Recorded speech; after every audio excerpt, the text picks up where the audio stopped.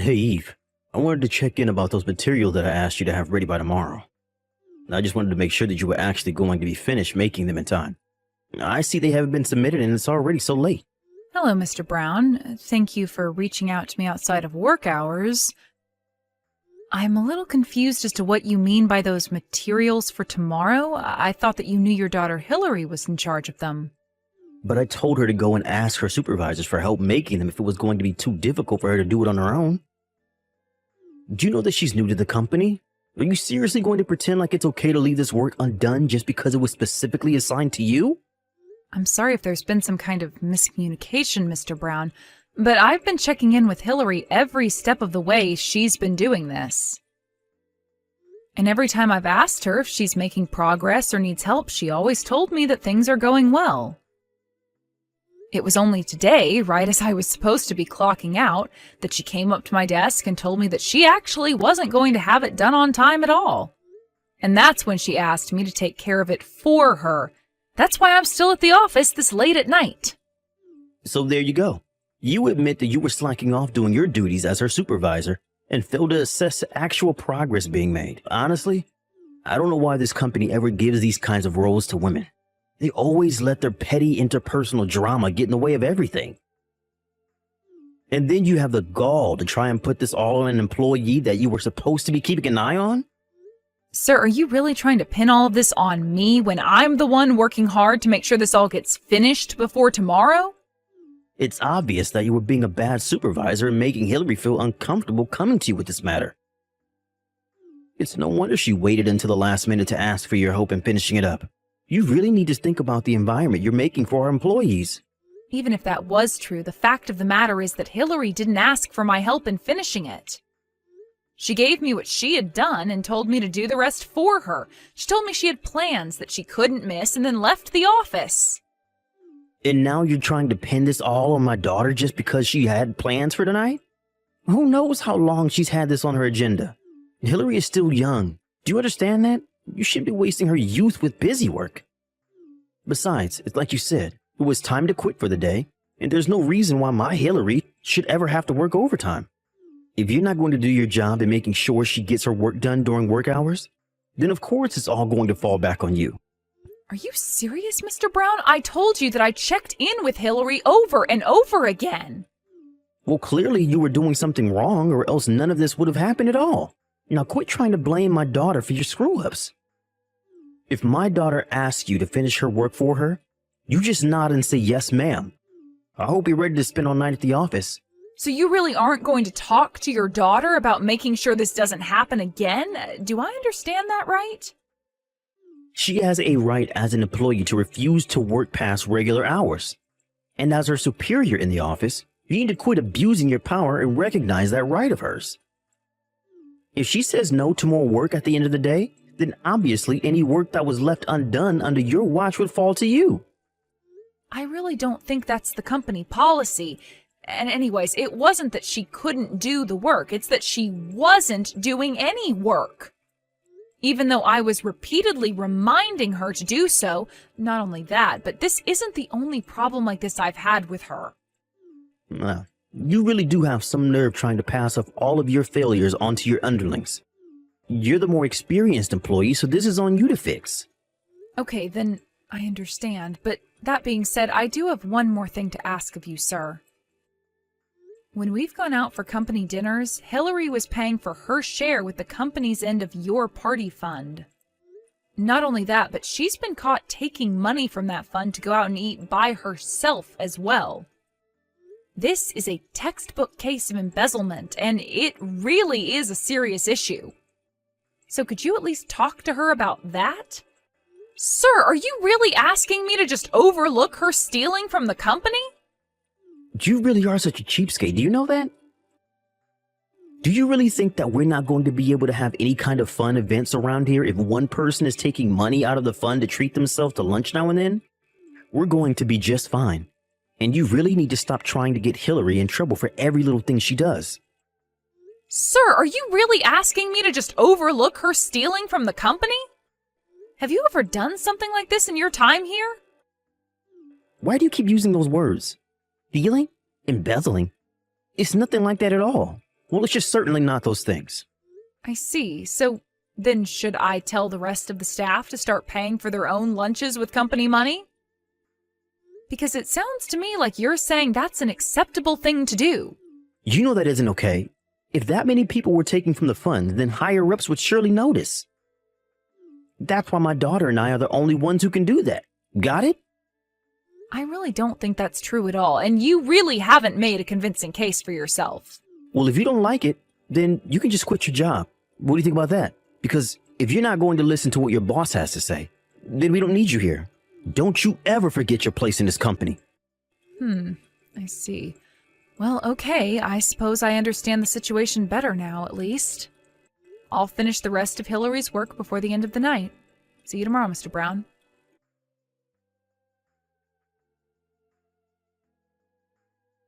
Hey there, Eve. I was looking over the work that you left on my desk last night, and this looks perfect. Thank you so much. Even my dad was saying what an amazing job you did with all of this. I know that I should have left all this work for you. But man, I really didn't think that a company would let me get away with doing something like that. You only got away with doing it because your dad got you your job in this department. But if you ever go and find another job, I really wouldn't recommend acting the way that you have been. For example, the day after I turned in your work for you, I also saw that you left a receipt for what appears to be a night of drinking and expensive food at a bar. What exactly do you want me to do with this?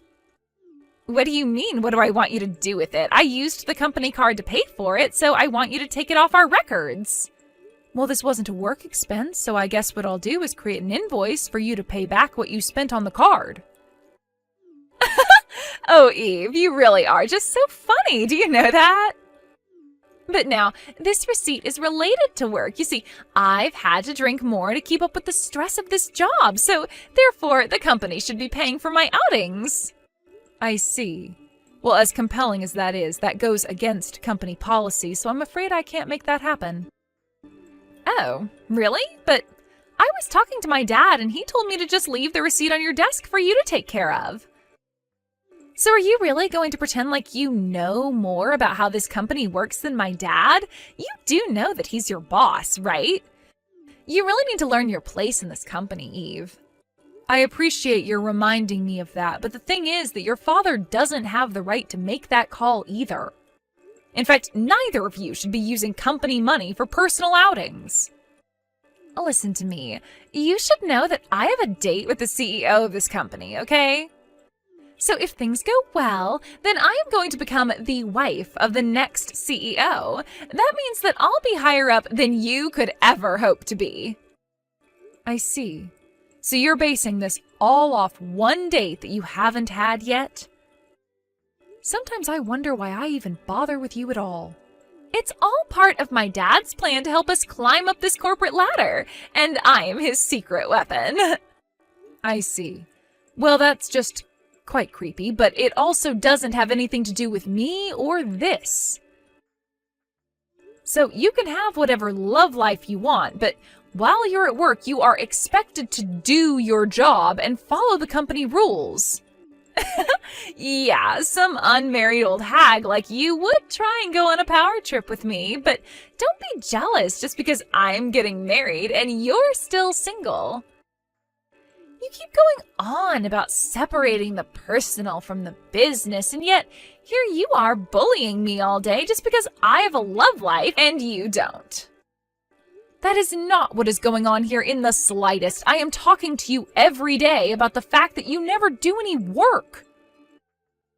You go out drinking on the company dime and you leave all your duties for me to take care of. Is that how you think you should be behaving at your age? You really just know how to push my buttons, don't you? I had no idea you were such a cruel, horrible woman. I'm sorry if you think I'm being mean, but someone needs to put their foot down and let you know that you can't act like this. You need to take responsibility for your job. I'll have you know that I am working my tail off. I work so hard every single day. All I want is a little break to recompose myself now and then, but you would rather I just work myself to death for this place.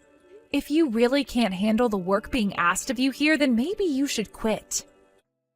Because everyone else here was hired for their qualifications and experience. You only got this job because your dad insisted that we hire you over much more qualified candidates. And since the day you started working here, I haven't seen you do your job once. And here I thought you were so much nicer, but I see that people only have value to you around here if they work and do whatever you say. Do you really think that's any way to treat people? Hillary, literally what are you talking about? This is a company where we have work that needs to get done in order to meet certain deadlines. If someone isn't doing their work, then they don't belong here. You're the one who doesn't belong here. Ugh, you've got me so stressed out. I really need a drink. Just leave me alone. Wait, what? Are you really just ending this conversation here? You better not be using company money on yourself.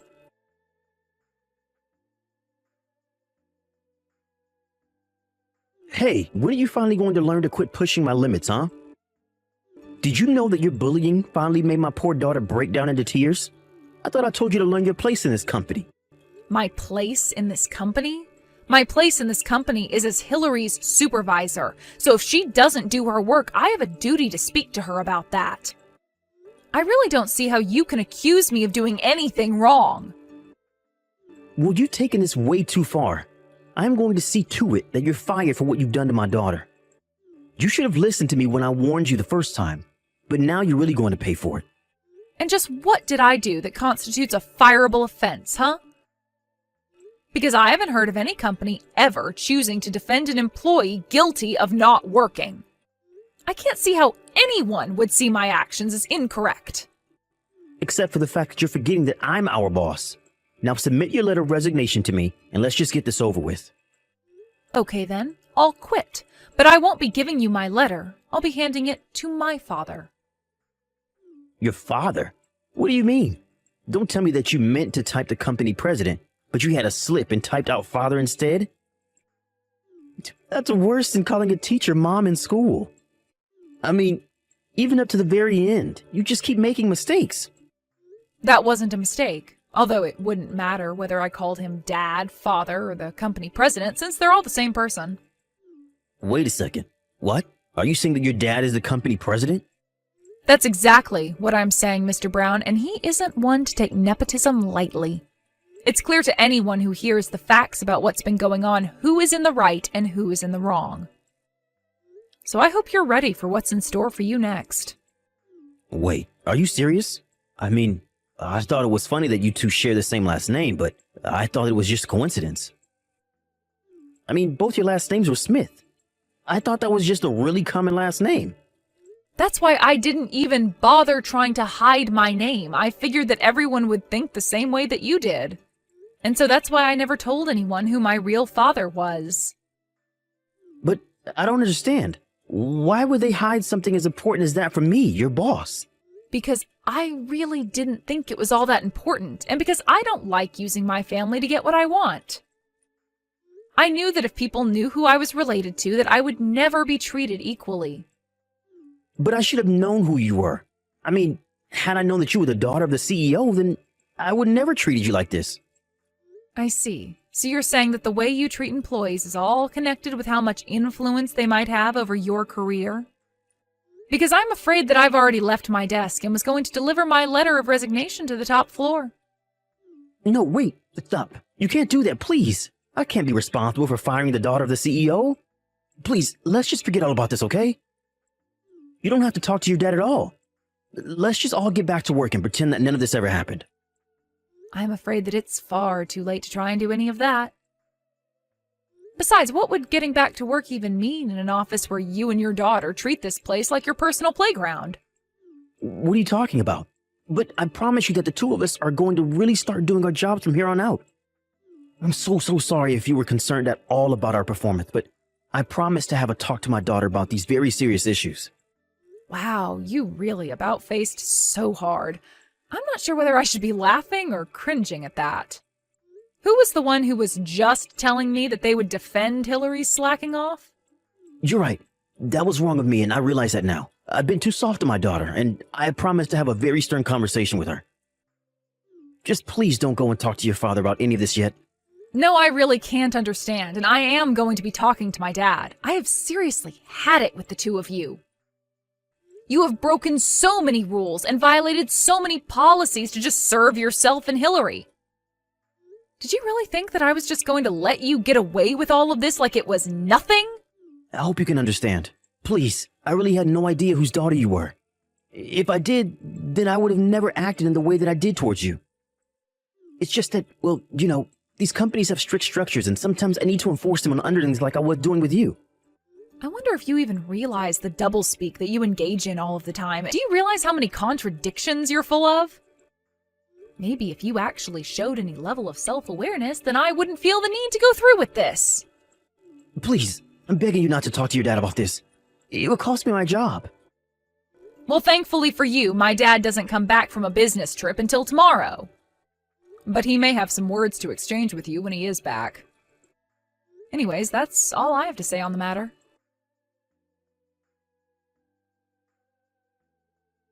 What could you possibly have to say to me now?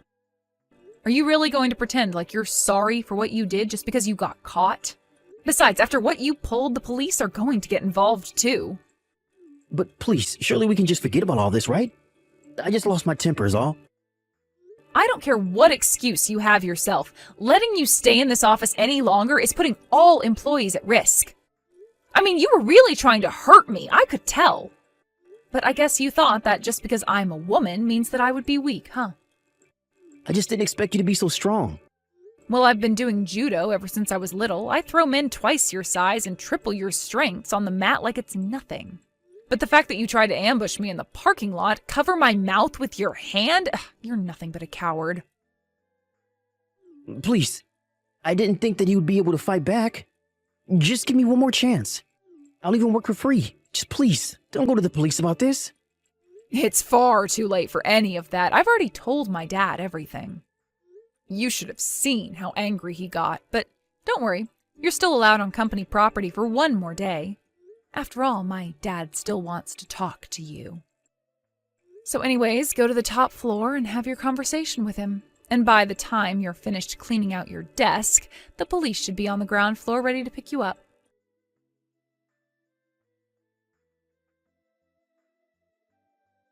After I told my dad everything, including what Mr. Brown tried to do to me in the parking lot, he was furious. It was actually his own staff that had to hold him back from leaping at Mr. Brown and attacking him when he entered his office. After he caught his breath, my dad explained to Mr. Brown that he and his daughter were being let go and were also being sued by the company for embezzlement. Mr. Brown was also facing a lawsuit from me as well for his attempted assault. In the end, he owed so much in legal fees that he had to go deep into debt to pay it all back. My dad also made sure that he would never work in this town again through his connections and networks. I requested a restraining order against Mr. Brown and his daughter in case they ever tried to get revenge on me. After his firing, however, I was promoted to Mr. Brown's position as department chief. Since then, both productivity and employee satisfaction have been at their highest point in years.